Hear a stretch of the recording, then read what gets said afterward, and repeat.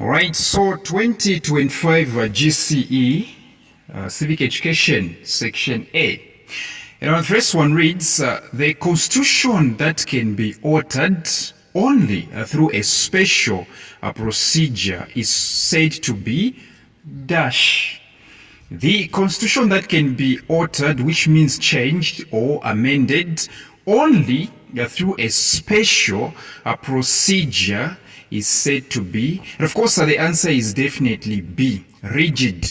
It's only a rigid constitution that can be amended, changed or altered using some special procedure.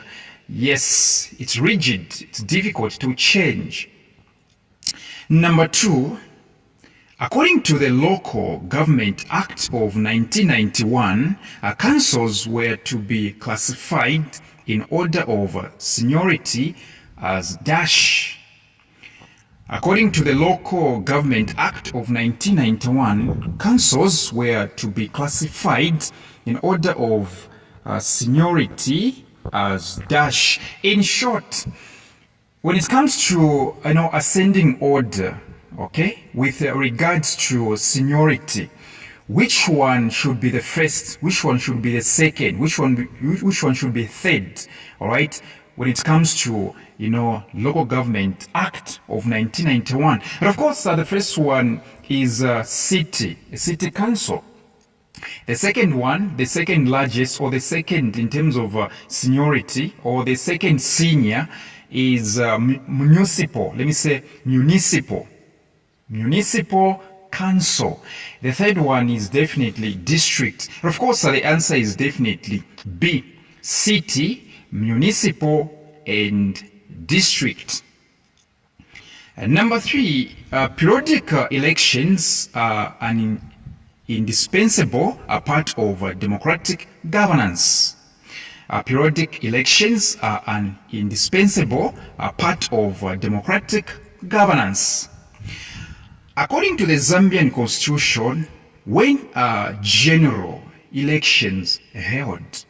According to the Zambian constitution, when are general elections held? In short, the elections in which people elect their president, members of parliament, city mayors, etc.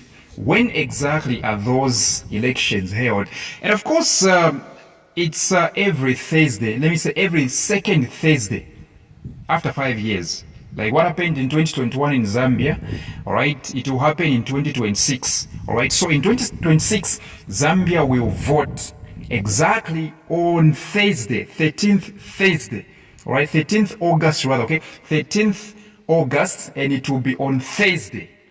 Yes, Zambia will be going for the polls next year, 2026, exactly on Thursday, 13th August. And of course, the answer here is definitely C, second Thursday of August every 5 years. Second Thursday of August every 5 years. Number 4, a naturalized citizen, which means, a citizen, or let me say an individual who has acquired citizenship, all right, an individual who has acquired citizenship after meeting certain conditions, after meeting certain conditions. Yes, this person is becoming a citizen not because he was born, not because she was born. Okay, he or she is becoming a citizen after meeting with certain conditions of that country. Now we are talking about Zambia here. A naturalized citizen can lose Zambian citizenship for any of the following except, well, of course the answer here is B. All right, let me say a naturalized citizen has got nothing to do with being born. All right, so you can't lose your citizenship either being born here or you were born outside. Okay, being a naturalized citizen has got nothing to do with being born. All right, yes, gaining a citizenship through birth or through being born, okay, is what we call a natural citizenship. There is a difference between a naturalized citizen and a natural citizen. A natural citizen is probably somebody that was born in Zambia. All right, but a naturalized one was not born here. He's a citizen because he has met with conditions. So here, I don't have to go through all these answers. I just have to look at B. It's saying born in or outside Zambia after they come. When it comes to citizenship, acquiring citizenship through naturalization, which means after being naturalized, it has got nothing to do with being born here or outside.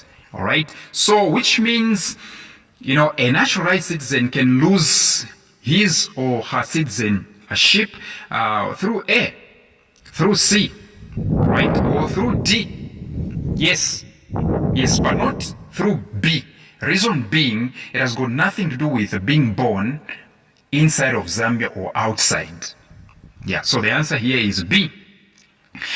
Question 5. Which of the following is an example of economic, social, and cultural rights? Which of the following is an example of economic, social, and cultural right? Of course, the answer is definitely A, employment. Yes, employment is an example of economic, social, and cultural right. All right, it is your cultural right to be employed. It is your social right to be employed. It is your economic right to be employed. Yes, the answer here is A. Question 6. Members of a society are bound together by ideas, values, and standards of behavior, which give meaning to their lives. Members of a society are bound together by ideas, values, and standards of behavior, which give meaning to their lives. This means that culture is what? Or of course, the answer is D. Culture is shared. Yes, we share our ideas, values, and standards, all right, in our societies, which means culture is shared. Of course, the answer is D.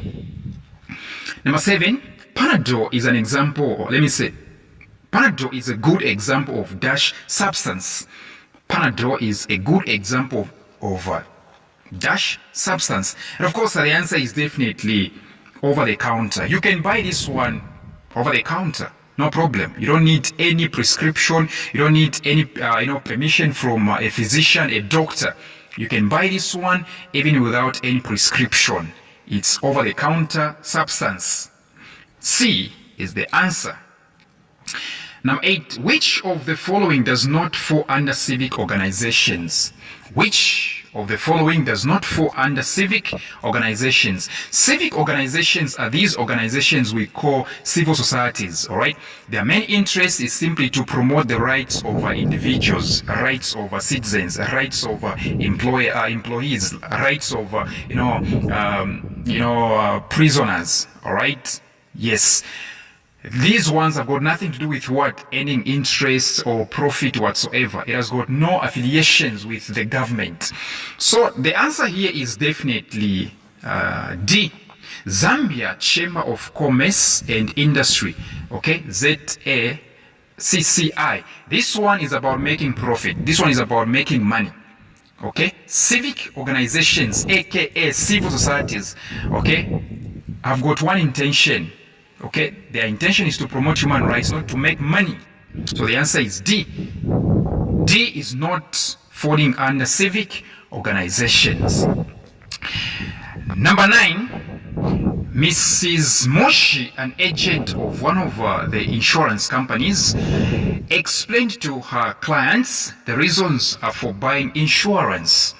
Mrs. Moshi, an agent of one of the insurance companies, explained to her clients the reasons for buying insurance. Which one is not? Which means which one is not the reason one should buy an insurance? And of course, the answer is D. Yes. All right. When buying an insurance, all right, you're not buying something that will give you profit. Profit making is not one of the reasons why people should be buying, insurances. All right. Yes. So D, is actually the answer. The rest are reasons for buying an insurance, but D is not. Question 10, the duty that lies on the prosecution to prove the criminal allegation against the accused is known as dash. The duty that lies on the prosecution to prove the criminal allegation against the accused is known as what? Of course, the answer is definitely burden of proof. All right. If you are prosecuting someone, all right, you are very much anticipated to prove or to offer proof that what you're saying is true. Evidences have to be presented, okay, once you are prosecuting against somebody. So this one is called burden of proof. But of course, the answer is definitely B. Number 11, dash refers to similar opportunities of development given to males and females without any set limitations. Dash refers to similar opportunities of development given to males and females without any set limitations. And of course, the answer is A, gender equality. Gender equality. Yes. Number 12, methods of resolving conflicts that allow the parties concerned to proceed to the public courts of law is called dash. Methods of resolving conflicts that allow the parties concerned to proceed to the public courts of law is called dash. And of course, the answer is definitely litigation. Litigation is whereby you resolve to the courts of law, all right? You resort to the courts of law so that they can help you resolve your conflicts. Litigation is definitely the answer. Number 13, according to the Zambian law, a child is any person who is dash years or below. According to the Zambian law, a child is any person who is dash years or below. And of course, the answer is 16. A child is any person who is 16 or below in terms of years. All right? It's a child. Number 14, which provision of the United Nations Convention on the Rights of a Child, UNCRC for short, provides for children with disability? Which provision of the United Nations Convention on the Rights of a Child, UNCRC, provides for children with a disability? So you realize that ABC options, they've got provisions which provide for all children, right? They provide for all children, not just children with a disability. So D is the answer. D is the answer. Special protection measures, all right? Special protection measures. And I'm pretty sure that people with special needs, people with disabilities are very much associated with the word special. That's why when you say special education, what do you mean? An education that is offered, all right, to people with disabilities. So special protection measures are these, are provisions which are offered, to children with disabilities. And of course, the answer is D. 15. Which of the following documents addresses the main evils of hunger and slavery? Which of the following documents addresses the main evils of hunger and slavery? And of course, the answer is A, Charter of Monday of 1222. Yes, Charter of Monday of the year 1222. This one addresses the evils of hunger and slavery. Question 16, marriage as a contract creates dash. Marriage as a contract creates dash. And of course, it creates A, obligations and rights. When you're married, All right, you have obligations. At the same time, you have rights, which means benefits. So when you are entering into a marriage, you have roles to play. All right, you have parts to play. You have things to play in that marriage. At the same time, there are benefits for you in that marriage. Question 17. The following table shows statistics collected by development expert for country X. The following table shows statistics collected by development expert for country X. And so we have the GNP, which is gross national product of 120 million. Gross domestic product, GDP, 80 million. We have per capita income, 20. Population X. Now they are saying, what is the population for country X? What is the population for country X? How do you find the population? Use the formula per capita income. Right? Yes, use the formula of the per capita income. Per capita income is equals to gross national product. Gross national product over population. So you make population the subject. It is going to be population is equals to gross national product over per capita income. Yes, population is equals to gross national product over per capita income. And you enter into the formula, the gross national product, which is 120 million, then over per capita income, which is 20. What exactly do you get? You get 6 million. 6 million, which is B. Number 18, poor people suffer social exclusion. Poor people suffer social exclusion. This means that they are prevented dash. And of course, the answer is C. They are prevented by poverty from participating as equals in society. They are prevented by poverty from participating as equals in society. Yes. Question 19. Which level of biodiversity is a measure of variability within and between species?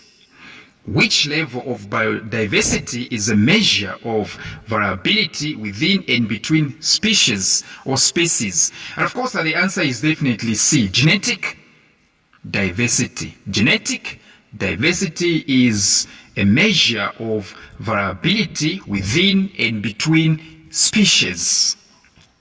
Last question of section A.